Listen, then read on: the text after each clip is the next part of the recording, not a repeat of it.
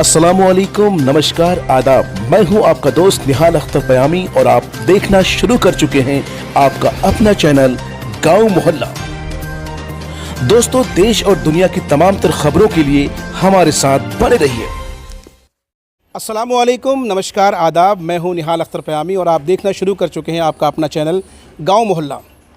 दोस्तों, इस वक्त बिहार विधानसभा चुनाव को लेकर गहमा गहमी का माहौल है और ख़ासकर सीमांचल के किशनगंज में तो काफ़ी अफरा तफरी का माहौल है। पिछले वीडियो में हमने आपको बताया था किस तरह से मजलिस इत्तेहादुल मुस्लिमीन के ठाकुरगंज विधानसभा के लिए 5 लोग ऐसे हैं, 5 उम्मीदवार ऐसे हैं जो कहीं ना कहीं दावेदारी पेश कर रहे हैं, कहीं ना कहीं इस बात की ख्वाहिश जाहिर कर रहे हैं कि साहब अगर उन्हें टिकट मिलता है तो वो सीट निकाल सकती हैं। उनमें से एक दावेदार हमारे साथ मौजूद हैं और मैं शुक्रिया अदा करता हूं कि उन्होंने अपना कीमती वक्त हमें दिया है। जी, हम बात कर रहे हैं मोहतरमा तारा श्वेता आर्या का। मैम, बहुत बहुत शुक्रगुजार है कि आपने अपना कीमती वक्त हमें दिया है। सीधे तौर पर आपसे हम ये जानना चाहेंगे कि अपनी दावेदारी को लेकर के आप क्या कहना चाहेंगे? सबसे पहले तो गांव मोहल्ला के व्यूवर्स को मेरा बहुत बहुत शुभकामनाएं। और जहां तक मेरी दावेदारी की बात है तो मैंने दावा जो पेश किया है वो पूरे बिहार के लिए मैंने पेश किया है और मुझे ऐसा लगता है कि एक अच्छी नेत्री होने का गुण जो होना चाहिए वो मुझ में मौजूद है। अब ये दावेदारी जो पेश है वो मैंने तो की नहीं कि ये दावा मैं करती हूँ कि मैं ठाकुरगंज से जीतूंगी। मैं तो हर जनता के दिल में हूँ और मैं सब जनता का दिल जीत चुकी हूँ, लेकिन मेरी जो जीत है वो अल्टीमेटली जनता ही तय करेगी। और जहाँ तक बात दावेदारी की है तो विधानसभा कौन सी जगह से मैं लड़ूंगी इसका फैसला आला कमान करेंगे और मेरे हिसाब से वो ज़्यादा अच्छा भी रहेगा मेरे लिए और उचित भी रहेगा। नहीं, जिस तरह से आपने पिछले दिनों से लगातार आपको देखा गया कि साहब आपका फोकस रहा ठाकुरगंज, पहले किशनगंज पे फोकस किया आपने, उसके बाद आपका फोकस ठाकुरगंज पे रहा, तो जाहिर है कहीं ना कहीं यह कयास लगाया जाना बिल्कुल उचित है कि साहब आप वहाँ के लिए मेहनत कर रही हैं। तो दावेदार कई हैं, उनमें से अपने आप को कौन से पायदान पर रखती हैं आप? जी, पायदान पे तो मैं वहीं रखती हूँ जहाँ पे मुझे मेरे जनता रखते हैं। मैं वही उनका जो सर आँखों पर रखूँगी उनकी बातों पर। और मुझे ऐसा लगता है कि मैंने जो मेहनत की है ठाकुरगंज के लिए, मैंने किशनगंज के लिए भी की है, बहादुरगंज में भी मैंने बहुत दिन तक फ्री सेवा दी है और ठाकुरगंज में इसलिए ज़्यादा जुड़ी हुई हूँ ठाकुरगंज से। ठाकुरगंज में जिस तरह से मैं देख रही हूँ कि अभी सड़क नहीं है या बहुत तरह की चीज़ों से वंचित है, तो मैंने काफ़ी हद तक बहादुरगंज किशनगंज में अपने जो हेल्प मैं कर सकती हूँ, फ्लड आया हो या कुछ आया हो, वो मैंने किया है। और अब मेरी जो ख्वाहिश है कि मैं ठाकुरगंज को ऊपर लेकर के आऊँ और वहाँ पे उसकी बढ़ोतरी के लिए जो जो करना पड़े वो मैं करूँगी। चलिए, जिस तरह के दावेदारी आपकी हैं, जिस तरह के कमिटमेंट्स आप कर रही हैं, उसी तरह से हम जब MIM के दूसरे उम्मीदवारों से बात करते हैं, जो दूसरे ख्वाहिशमंद लोग हैं उनसे बात करते हैं, तो वो भी इसी तरह से विकास करने की जो है सब वादे करते हैं। आपने महिलाओं का जिक्र किया तो एक आपके ठाकुरगंज से ही पम्मी बेगम साहिबा आती हैं, वो भी कहीं ना कहीं ख्वाहिश रखती हैं कि उन्हें साहब उम्मीदवार बनाया जाए। असद इकबाल साहब हैं, वो भी ख्वाहिश रखते हैं। महबूब साहब है, वो भी ख्वाहिश रखते हैं। फैयाज साहब के बारे में चर्चाएं चल रही है लेकिन उनकी तरफ से कोई स्टेटमेंट नहीं आया है। तो सीधे तौर पर हम ये कह सकते हैं कि लगातार इतने सारे लोगों के बीच में कहीं ना कहीं प्रतिस्पर्धा जो है, जो कॉम्पिटिशन है, वो काफ़ी टफ होने वाला है। देखिए, ख्वाहिशें तो सब रख सकते हैं, ख्वाहिशें रखने में कुछ नहीं जाता। सपना देखने का हक सभी को है, सभी को अधिकार है, मैंने भी देखा है। अब जनता किसको सर ताज पहनाएगी वो तो जनता ही जानती है। डिसाइड तो पार्टी आला कमान को करना है किसको टिकट मिलना है। जी, पार्टी आला कमान को मैं यही कहना चाहूँगी कि वो देखें कि उनके हिसाब से कौन ऐसा जो भी पार्टी का कार्यकर्ता है जिनको लगता है कि वो सिर्फ ठाकुरगंज में नेता बन के बैठ ना जाए बल्कि वहाँ के प्रोग्रेस के लिए काम करे। कम से कम सत्ताधारियों से वो छीन कर उनका हक और अधिकार लेके आ पाए। यूँ ना हो कि गूंगे और बहरों की तरह 5 साल बैठ के बिता दें और 100% में से 98% जेब में ही रह जाए।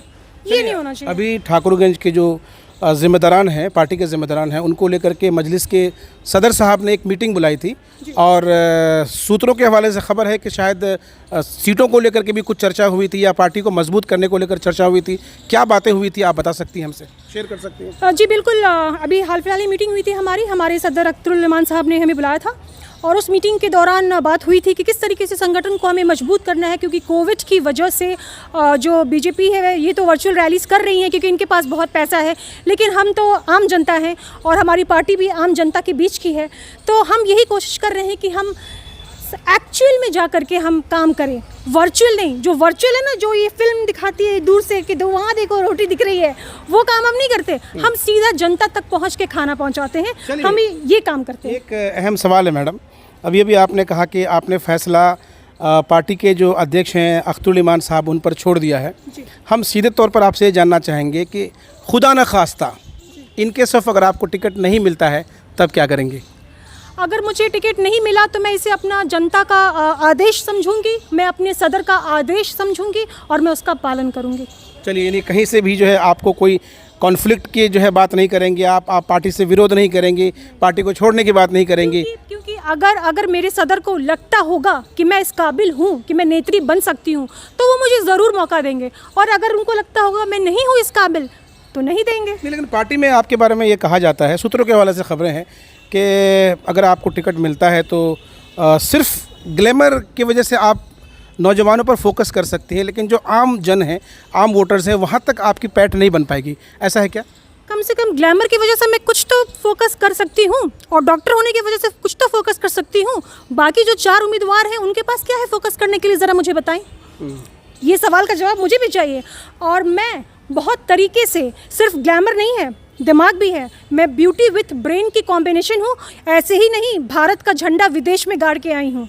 भारत का झंडा विदेश में मैंने फैलाया है, तो ये फिर अपने आप तो विधानसभा है, इसमें मुझे क्या सोचना है। और सिर्फ ग्लैमर क्या, मेरे पास दिमाग भी है, ब्रेन भी है, मुझे पता भी है कि इश्यूज़ क्या हैं, बल्कि बाकी लोग सोचें कि उनको क्या देख करके लोग वोट चलिए, देंगे। आखिरी सवाल। तारा श्वेता आर्या जी को अगर पार्टी टिकट देती है, पार्टी का मैनिफेस्टो अपना होता है, लेकिन तारा श्वेता आर्या ज़ाती तौर पर ठाकुरगंज विधानसभा क्षेत्र में वो कौन सी तब्दीली लाना चाहती हैं जो अब तक नहीं हो सका है? ठाकुरगंज का जो सबसे बड़ा प्रॉब्लम है कि वहाँ पर सड़कें, गड्ढे इतने हैं कि मैं आपको गिनवा नहीं सकती हूँ।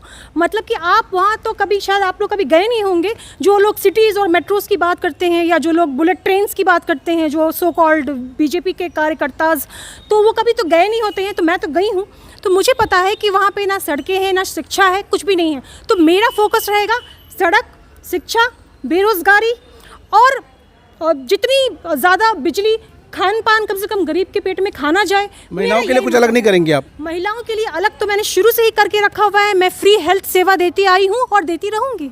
नहीं, महिलाओं के एजुकेशन को लेकर के कोई इकदाम उठाएंगे? जी बिल्कुल, महिला के एजुकेशन के लिए मैं, ये जो आपने बोली है महिला की एजुकेशन, ये तो हमारे राइट टू एजुकेशन में बात आती है। हर एक इंसान को पढ़ने का अधिकार है, और मैं चाहूँगी कि हर बच्चियाँ पढ़ें और पढ़ लिख के बड़ी हों, डॉक्टर बने, इंजीनियर बने, तभी तो हमारे इलाके का विकास होगा।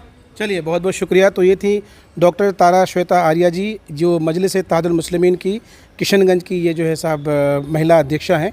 बड़ी बेबाकी से अपनी बात रख रही थी और कह रही थी कि अगर पार्टी इन्हें उम्मीदवार बनाती है, अगर ये इलेक्शन जीतती है, तो तमाम तर जो बुनियादी मसाइल है उसको हल करने का काम करेंगी, और कहीं ना कहीं ठाकुरगंज विधानसभा क्षेत्र की बदहाली को ख़त्म करके वहाँ खुशहाली लाने का काम करेंगी। गाँव मोहल्ला के लिए किशनगंज से निहाल अख्तर पयामी की रिपोर्ट।